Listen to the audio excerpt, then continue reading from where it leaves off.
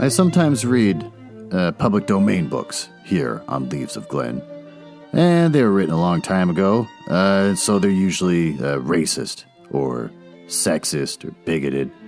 But in there somewhere and all that is a story, and that's why those stories are famous. Other times, I read works from independent authors, and they're delightfully not racist, but they might have adult language or adult situations. So that's your warning, but I'm sure you are grown up enough to handle it. Don't write to me complaining. Levar Burton. That's a name you'd never expect me to say, but I'm saying it. He's a man that I grew up with. He was always around, kept showing up and stuff.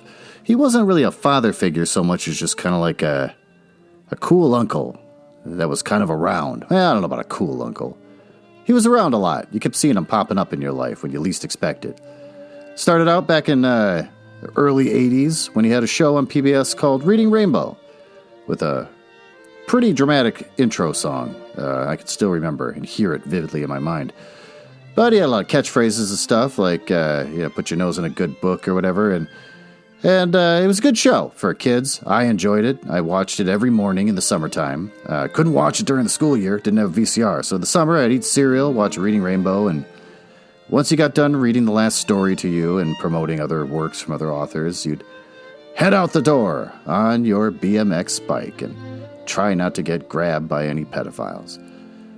That was a different time. Then when I was in junior high, he showed up again one day as we're in history class, and they decided that they were going to play the movie Roots. And I thought, this is going to be depressing. We've been learning all about the history of American slavery and how horrible it is. And now we're going to watch a television movie that was made in the 70s. And it's going to be real depressing. Plus, it was made in the 70s for television, so it wasn't like high production values or anything. This is going to suck. I'm just going to go home and just be depressed. But all of a sudden, Levar Burton's in there. He was Kunta Kinte. He was the main guy. Oh, that was a treat. That took the edge off that horrible, horrible time in history to see Levar. Well, not really. You saw him get whipped and beaten and all sorts of horrible stuff. So, I guess it's not that great still. But anyways, then later on in the 90s, when I was a real cool college kid, getting high with my friends, wearing those fat pants and Pumas and weird, wacky little sunglasses, listening to Sonic Youth and whatever else. Over at a friend's house, and all of a sudden he's watching Star Trek Next Generation. I say, nerd, what are you watching that show for? And he said, it's a good show. And I look, and god damn it, there's Levar Burton. And he's wearing one of those weird hair things that my sister used to wear in the 80s. Totally low budget. It looked like kind of like alligator teeth, and I guess you just put it in the back of your head, and it takes all your hair and makes it kind of like a back mohawk. I don't know exactly how it worked, but he'd wear that thing on his face. It's supposed to be over his eyes. They spray painted it to look all silver. And god damn it, he pulled it off. He was just an amazing man. And so I watched the show when I go to my friend's house. There's Levar Burton again, wearing my sister's hair thing on his eyes. Pretending like he's blind, and this is some sort of new technology. Hair technology can cure the blind. So, I'm always rooting for him. He's a good guy. You always wish him the best. I guess he tried to get back into Reading Rainbow, but PBS said no. So then he decided, I'm going to make a podcast out of Reading Rainbow. And they said, no, we own the rights to it. He says, fine, I'll do a podcast that has nothing to do with Reading Rainbow. But, he knows who his audience are, a bunch of 40-year-old men and women that are listening to podcasts now in the 20s, or teens. And so he tries to use his catchphrases. They say you can't use his catchphrases, can't say put your nose in a good book, can't say any of that stuff, can't use Reading Rainbow because we're going to sue you. So he makes his podcast, and he gets his own new catchphrases, and he's doing great. Am I happy for him? No. Because he made all of us people that want to go out and read stories to people. He created that. And now he wants to get back in the game. He's like an old softball player that suddenly is coming out of retirement and is like, I'm going to get back in the game. And he's ruining it for the rest of us just based on his name value. Oh, he's got an intro where he talks about the book, and And then he takes a deep breath, like he's got to get all the negative energy out before he reads the story. He created a new catchphrase. It's genius. He doesn't even need Reading Rainbow at this point. He's just moved on, because that's the kind of man that he is. But he's cleaning up. He's got famous authors just handing short stories to him to read, and that's part of the problem. That's the main problem. All the rest of us have to get public domain books because we don't have connections like that. I don't know Stephen King. He's not going to let me read any of his stuff. So I got to go looking for books that are 100 years old. And racist. Meanwhile, I finally find one. It's a public domain book that was written in like 2008. A collection of short stories by Kelly Link. I finally get to read something that's not 100 years old. Oh, boy, am I excited. So I'm sitting down and I'm looking into Kelly Link and learning more about her. And all of a sudden I see the one story I picked out that's a reasonable length to read. Levar Burton's already read it for his damn podcast. They even say, on the website, recent news, Levar Burton reads The Specialist Hat. That's the story I was going to read. It says in the latest episode of his podcast this week, Levar Burton reads Kelly's story, The Specialist Hat. And if you're ready, take a deep breath, ... His damn catchphrase. I don't have catchphrases. So, you know what? I'm going to read it anyways. Because damn it, mine's going to be better. And I hate it that my childhood hero kind of came in and kind of stole my girlfriend away from me or something. It's just annoying. So damn it, mine's going to be better. So let's learn about the author.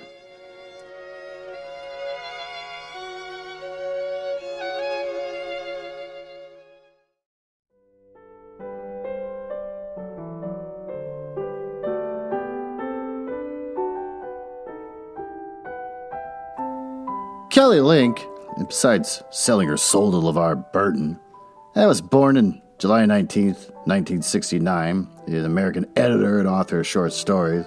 Some of her fiction falls more clearly within genre categories. Many of her stories are described as slipstream or magic realism. Combination of science fiction, fantasy, horror, mystery, and realism. So she's won a bunch of awards. Basically, she's dating LeVar Burton. So that's all you need to know. She's a really good writer. I've looked through this, and I plan on getting a full book of hers, and maybe even get Ben to read one with me for the Book Boys podcast. But I'm not going to do it with any joy in my heart, because basically, her and LeVar are just hanging out all the time, like best friends. Let's read the story. The Specialist Hat by Kelly Link. From a collection of short stories called Stranger Things Happen. When you're dead, Samantha says, you don't have to brush your teeth. When you're dead, Claire says, you live in a box and it's always dark and you're not ever afraid. Claire and Samantha are identical twins. Their combined age is 20 years, 4 months, and 6 days. Claire is better at being dead than Samantha. The babysitter yawns, covering up her mouth with a long white hand. I said to brush your teeth, and then it's time for bed, she says. She sits cross-legged on the flowered bedspread between them. She has been teaching them a card game called Pounce, which involves 3 deck of cards, one for each of them. Samantha's deck is missing the Jack of Spades and the Two of Hearts, and Claire keeps on cheating. The babysitter wins anyways. There's still flecks of dried shaving cream and toilet paper on her arms. Hard to tell how old she is. At first they thought she must be a grown-up. But now she hardly looks older than they. Samantha has forgotten the babysitter's name. Claire's face is stubborn. When you're dead, she says, you stay up all night long. When you're dead, the babysitter snaps, it's always very cold and damp, and you have to be very, very quiet, or else the specialist will get you. This house is haunted, Claire says. I know it is, the babysitter says. I used to live here. Something is creeping up the stairs. Something is standing outside the door. Something is sobbing in the dark. Something is sighing across the floor. Claire and Samantha are spending the summer with their father in the house called 8 Chimneys. Their mother's dead. She's been dead for exactly 282 days. Their father is writing a history of 8 Chimneys and of the poet Charles Cheatham Rash, who lived here at the turn of the century and who ran away to sea when he was 13 and returned when he was 38. He married, fathered a child, wrote 3 volumes of bad, obscure poetry, and even worse, a more obscure novel, The One Who Is Watching Me Through the Window, before disappearing again in 1907, this time for good. Samantha and Claire's father says that some of the poetry is actually quite readable, and at least the novel isn't very long. When Samantha asked him why he was writing about Rash, he replied that no one else had, and why didn't she and Samantha go play outside? When she pointed out that she was Samantha, he just scowled and said, could be expected to tell them apart when they both wore blue jeans and flannel shirts. And why couldn't one of them, dress all in green and the other in pink? Claire and Samantha prefer to play inside. 8 Chimneys is as big as a castle, but dustier and darker than Samantha imagines a castle would be. There are more sofas, more china, shepherd dresses, and chipped fingers, fewer suits of armor, no moat.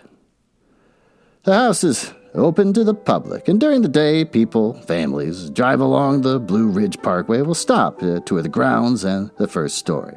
The third story belongs to Claire and Samantha. Sometimes they play explorers, and sometimes they follow the caretaker as he gives tours to visitors. After a few weeks, they have memorized his lecture, and they mouth it along with him.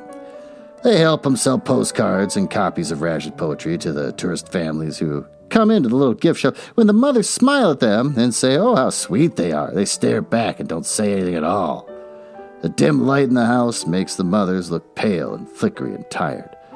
They leave 8 Chimneys, mothers and families, looking not quite as real as they did before they paid their admissions. And of course, Claire and Samantha will never see them again. So maybe they aren't real. Better stay inside the house. They want to tell the families that if you must leave, then go straight to your cars. Caretaker says the woods aren't safe. Their father stays in the library on the second story all morning, typing, and in the afternoon he takes long walks. He takes his pocket recorder along with him and a hip flask of Gentleman Jack. But not Samantha and Claire. The caretaker of 8 Chimneys is Mr. Coleslack. His left leg is noticeably shorter than his right. He wears one stacked heel. Short black hairs grow out of his ears and his nostrils. There is no hair at all on the top of his head. But he's given Samantha and Claire permission to explore the whole of the house. It was Mr. Coleslack who told them that there were copperheads in the woods, and that the house is haunted. He says they're all ghosts and snakes, are a pretty bad-tempered lot, and Samantha and Claire should stick to the marked trails and stay out of the attic. Mr. Coleslack can tell the twins apart even if their father can't. Claire's eyes are gray, like a cat's fur, he says. But Samantha's are gray, like the ocean when it's been raining. Samantha and Claire went walking in the woods on the second day. They were at the 8 Chimneys. They saw something. Samantha thought it was a woman, but Claire said it was a snake. The staircase goes up to the attic. It had been locked. They peeked through the keyhole, but it was too dark to see anything. And so he had a wife, and they say she was real pretty. There was another man who wanted to go with her, and at first she wouldn't because she was afraid of her husband, and then she did. Her husband found out, and they say he killed a snake and got some of the snake's blood and put it in some whiskey and gave it to her. He had learned this from an island man who had been on a ship with them. In about 6 months, snakes created in her, and they got between her meat and the skin, and they say you could just see them running up and down her legs. They say she was just hollow to the top of her body, and kept it on like that till she died. And now my daddy said he saw it. An oral history of 8 Chimneys. 8 Chimneys is over 200 years old. It is named for the 8 chimneys that are each big enough that Samantha and Claire can both fit in one fireplace. The chimneys are red brick, and on each floor there are 8 fireplaces, making a total of 24. Samantha imagines the chimney stacks stretching like stout red tree trunks all the way up through the slate roof of the house. Beside each fireplace is a heavy black fire dog and a set of wrought iron pokers shaped like snakes. Claire and Samantha pretend to duel with the snake pokers before the fireplace in their bedroom on the 3rd floor. Wind rises up the back of the chimney. When they stick their faces in, they can feel the air rushing damply upwards like a river. The flue smells old and sooty and wet like stones from a river. Their bedroom was once the nursery. They sleep together in a poster bed which resembles a ship with 4 masts. It smells like mothballs, and Claire kicks in her sleep. Charles Chatham Rash slept here when he was a little boy, and also his daughter. She disappeared when her father did. It might have been the gambling debts. They may have moved to New Orleans. She was 14 years old, Mr. Koslick said. What was her name? Claire asked. What happened to her mother? Samantha wanted to know. Mr. Koslick closed his eyes and almost a wink. Yeah, Mrs. Rash had died the year before her husband and daughter disappeared, he said, of a mysterious wasting disease. He can't remember the name of the poor little girl, he said. 8 Chimneys has exactly 100 windows, all still with the original wavery panes of hand-blown glass. With so many windows, Samantha thinks, a chimney should always be full of light. Instead, the trees press close against the house, so that the rooms on the 1st and 2nd story, even the 3rd story rooms, are green and dim, as if Samantha and Claire were living deep under the sea. This is the light that makes the tourists into ghosts. In the morning, and again toward the evening, a fog settles in around the house. Sometimes it is gray like Claire's eyes, and sometimes it is gray like Samantha's eyes. I met a woman in the wood. Her lips were 2 red snakes. As she smiled at me, her eyes were lewd and burning like fire. A few nights ago, the wind was sighing in the nursery chimney. Their father had already tucked them in and turned off the light. Claire dared Samantha to stick her head into the fireplace in the dark. And so she did. The cold, wet air licked at her face, and it almost sounded like the voices talking low, muttering. She couldn't quite make out what they were saying. Their father was mostly ignored Claire and Samantha since they arrived at 8 Chimneys. He never mentions their mother. One evening, they heard him shouting in the library, and when they came downstairs, there was a large, sticky stain on his desk, where a glass of whiskey had been knocked over. He was looking at me, he said, through the window. It had orange eyes. Samantha and Claire refrained from pointing out that the library is on the 2nd story. At night, their father's breath has been sweet from drinking, and he is spending more and more time in the woods, and less in the library. At dinner, usually hot dogs and baked beans from a can, which they ate off paper plates in the 1st floor dining room beneath the Austrian chandelier, which was exactly 632 lead crystals shaped like teardrops. Their father recites the poetry of Charles Chatham Rash, which neither Samantha nor Claire cares for. He's been reading the ship diaries that Rash kept. He says that he has discovered proof in them that Rash, his most famous poem, The Specialist Hat, is not a poem at all, and in any case, Rash didn't write it. It is something that one of the men on the whaler used to say to conjure up a whale. Rash simply copied it down and stuck an end on it, and that is his. The man was from Mulatipu. I'm not looking it up. Which is a place neither Samantha nor Claire has ever heard of. Their father says that the man was supposed to be some sort of magician, but he drowned shortly before Rash came back to 8 Chimneys. Their father says that the other sailors wanted to throw the magician's chest overboard, but Rash persuaded them to let him keep it until it could be put ashore with the chest off the coast of North Carolina. The specialist's hat makes a noise like a gouty. Oh, Lord. Let's look that one up.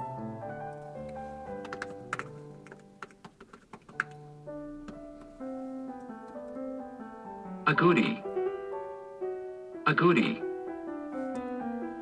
The specialist's hat makes a noise like an agouti. The specialist's hat makes a noise like a collared peccary. Not looking that one up. The specialist's hat makes a noise like a white-lipped peccary. The specialist's hat makes a noise like a tapir. The specialist's hat makes a noise like a rabbit.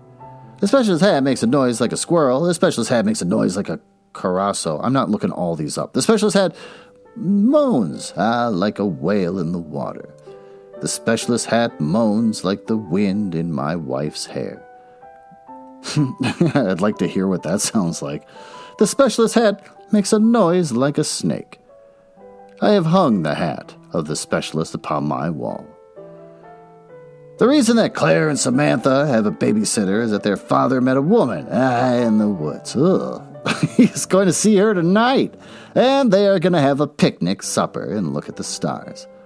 This is a time of year when the Perseids can be seen falling across the sky on clear nights. Their father said that he has been walking with the woman every afternoon.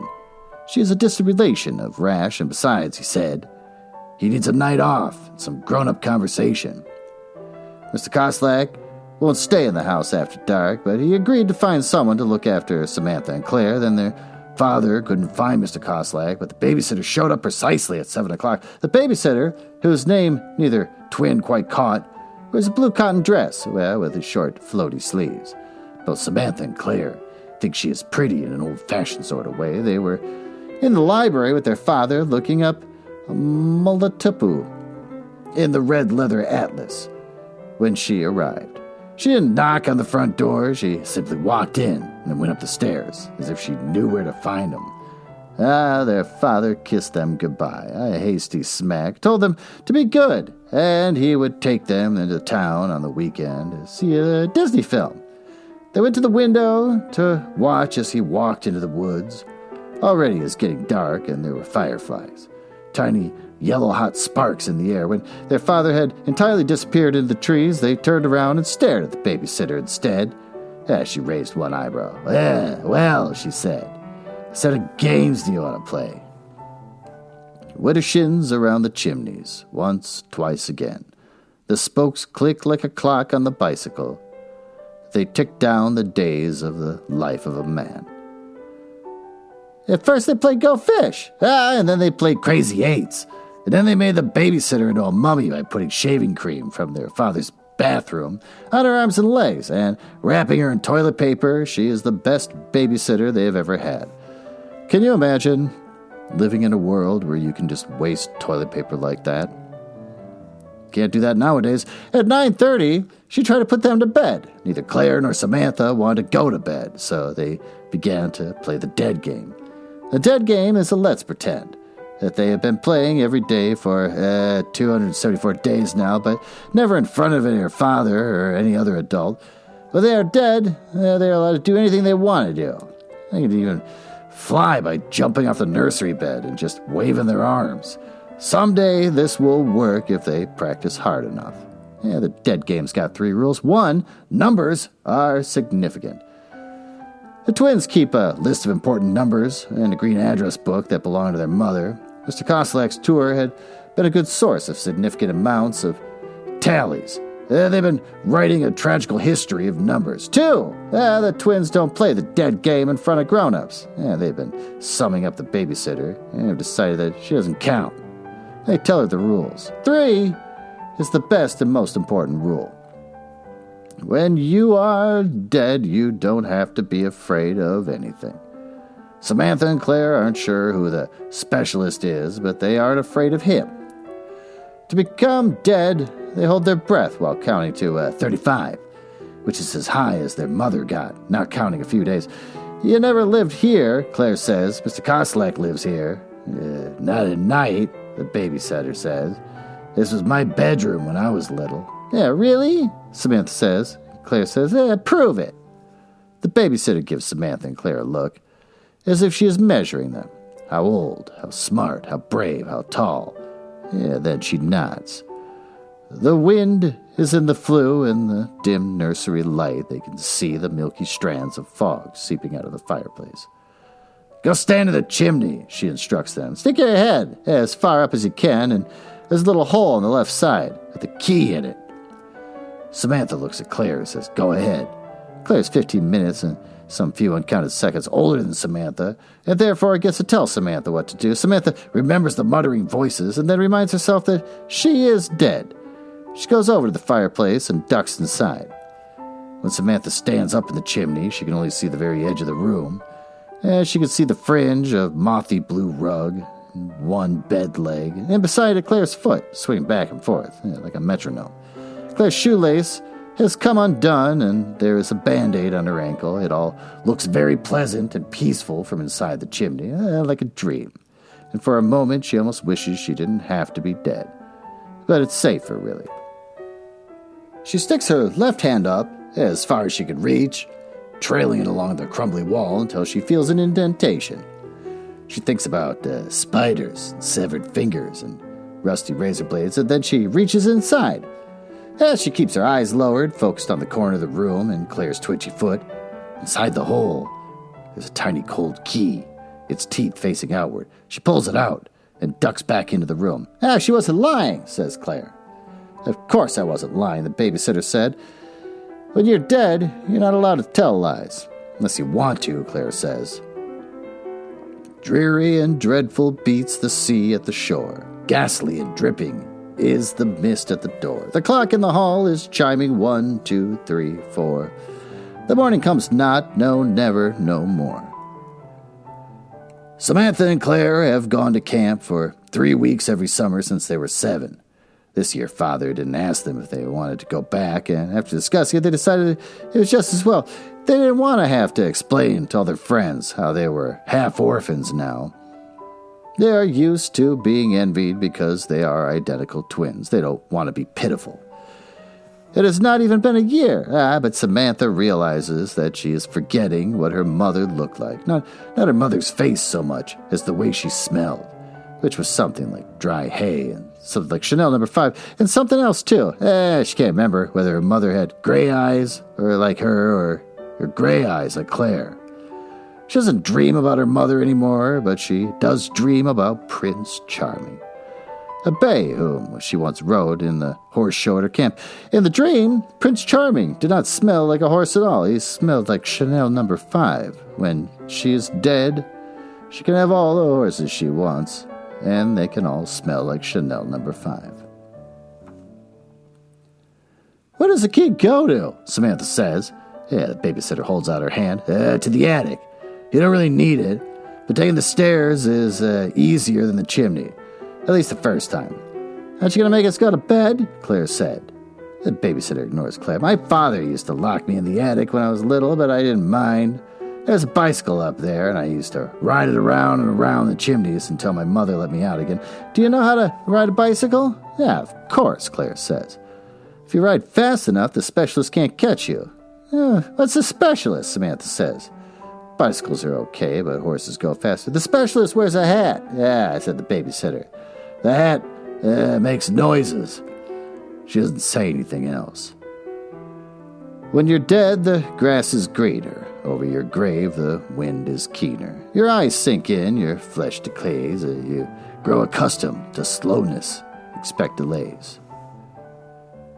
The attic somehow bigger and lonelier than Samantha and Claire thought it would be. The babysitter's key opens the locked door at the end of the hallway, revealing a narrow set of stairs. She waves them ahead and upwards. It isn't as dark in the attic as they had imagined.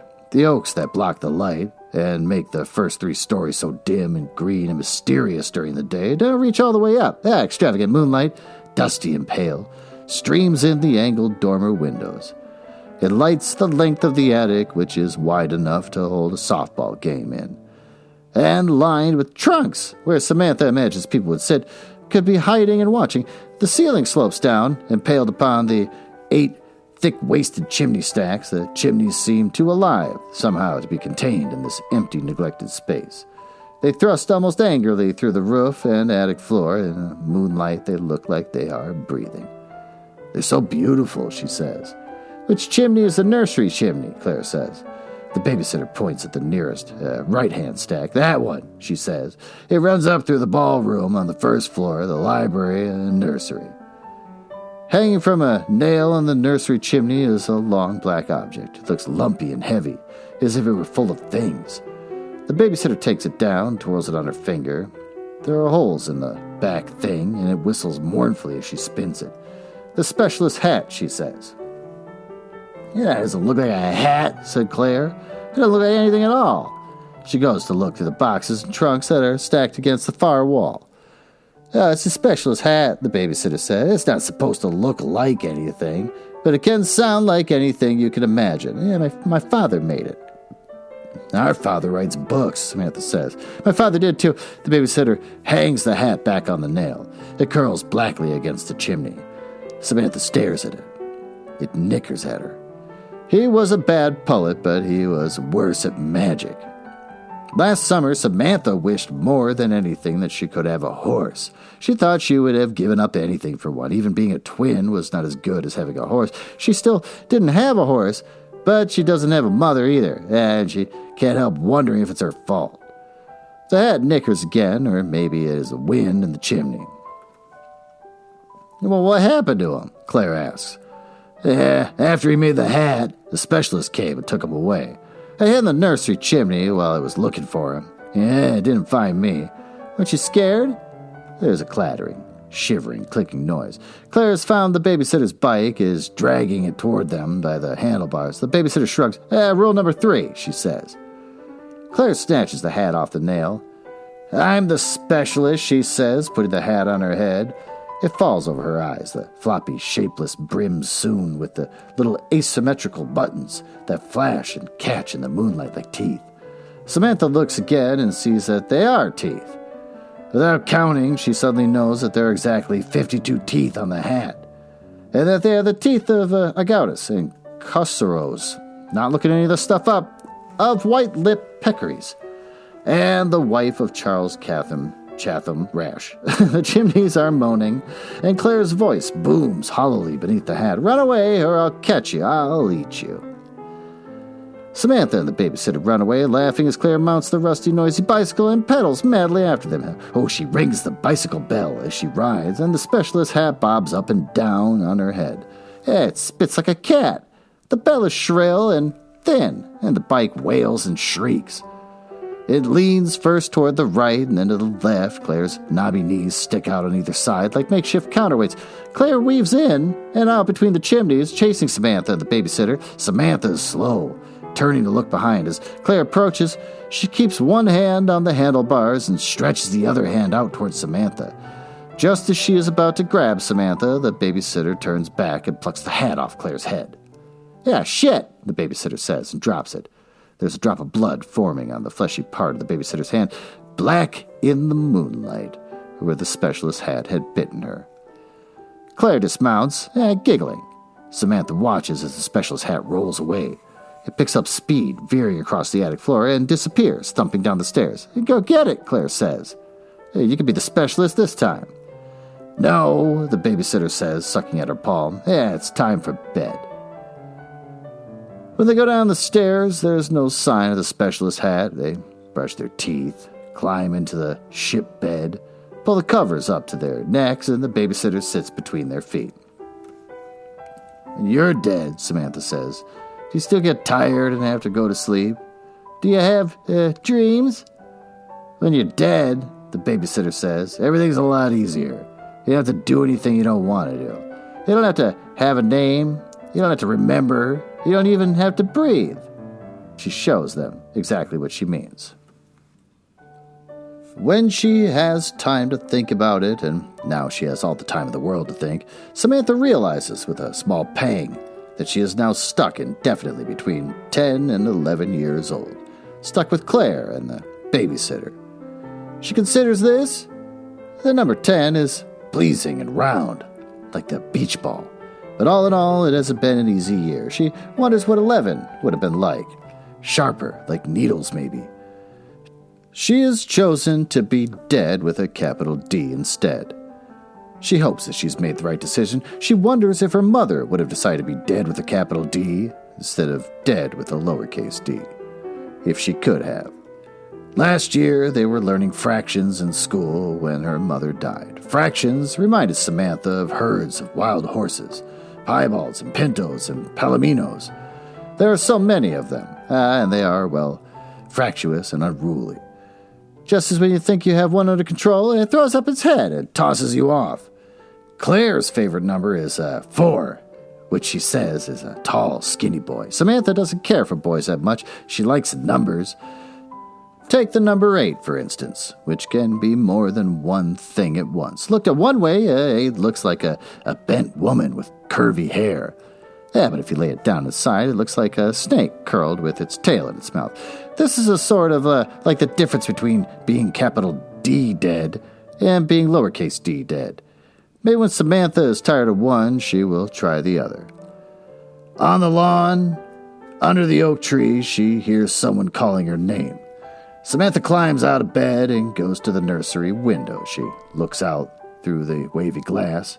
It's Mr. Koslak. Samantha, Claire, he calls up to her. Are you all right? Is your father there? Samantha can almost see the moonlight shining through him. They're always locking me in the tool room. Goddamn spooky things, he says. Are you there, Samantha, Claire, girls? The babysitter comes and stands beside Samantha. The babysitter puts her finger to her lip. Claire's eyes glitter at them from the dark bed. Samantha doesn't say anything, but she waves at Mr. Koslak. The babysitter waves too. Maybe he can see them waving because after a little while he stops shouting and goes away. Yeah, be careful, the babysitter says. He'll be coming soon. It'll be coming soon.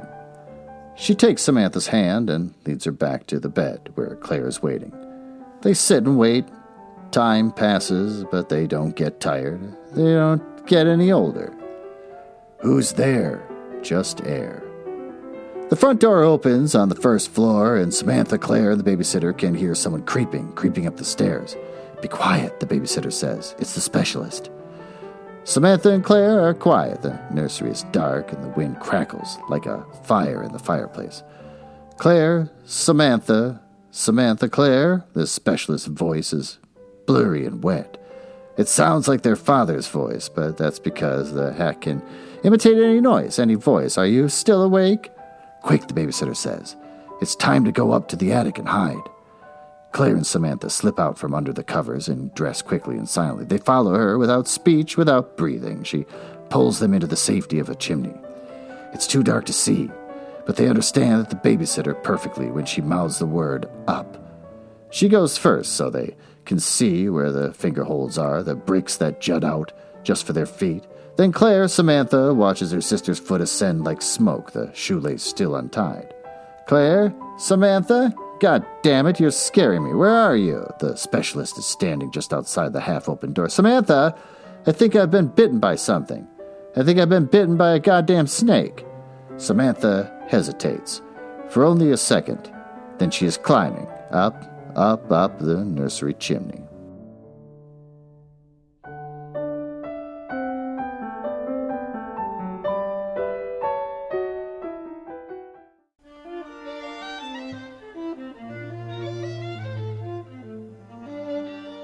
Well, there was that. Was it as good as Levar Burton? No, it was not.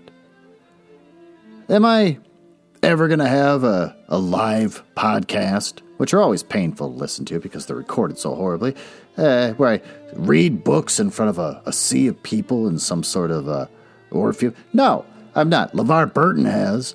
He just walked right into it. He didn't have to work his way up from the bottom of podcasting to finally get his live show. He just said, hey, I'm Levar Burton. My first show is going to be a live one. And everyone said, fine. That's what I'm up against. Here. Thanks, Turd, for both inspiring me and enriching my childhood. And then scooping in later to just clean up where the rest of us are trying to pick up. It's a lot like if you went to a children's hospital or something because you want to do a good thing for children who are going through some horrible stuff and suffering, and you think, well, I have a skill. My skill is playing the flute. I'm going to go and I'm going to play the flute for these children, and hopefully they'll enjoy it, and it'll just give them a little reprieve in the middle of the day. And you walk in with your flute and you say, oh, I'm going to play the flute for you. And the kids go, yeah, there's a guy here last week. He was famous, and he played a flute. And he did it better than you're probably going to. Also, his flute was literally made by Christ. And they go, all right. And the kids go, so you can play a flute. What's your flute? Who made it? And you go, well, my flute's made of crap. I don't have a flute made by anyone important. I was just going to play it. And they go, okay, go ahead and play it. It's not going to be a Christ flute, but it's, fine. If you want to do this, we'll patiently wait for you to leave. That's what LeVar Burton did here on my podcast. So, Thanks for listening. And maybe next week I'll find something that Levar Burton didn't already take.